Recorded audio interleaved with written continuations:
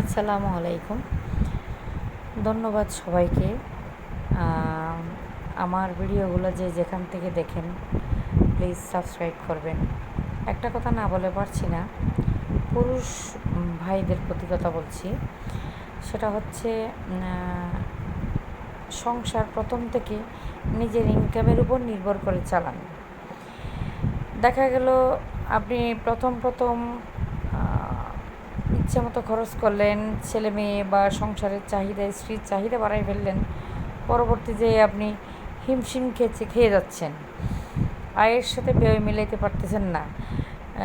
স্ত্রীর চাহিদা, ছেলে মেয়ের চাহিদা পূরণ করতে বেশি চাহিদা দেখে আপনি পর স্ত্রীর সাথে বা পরনারীর সাথে একটা অবৈধ সম্পর্কে জড়াই যাচ্ছেন।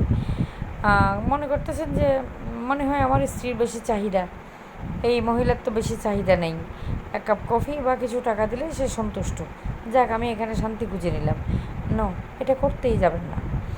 এটা প্রথমত আপনার পাপ, দ্বিতীয়ত আপনি আপনার স্ত্রী, সংসার, আপনার ছেলে মেয়ের এই হকগুলো নষ্ট করতেছেন, এবং আপনি নিজেকে নিজের দায়িত্ব থেকে আপনি নিজের দায়িত্ব অবহেলা করতেছেন।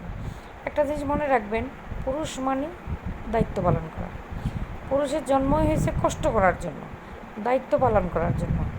দয়া করে নিজের দায়িত্ব অবহেলা করতে গিয়ে পাপ কাজে লিপ্ত হবেন না। ধন্যবাদ।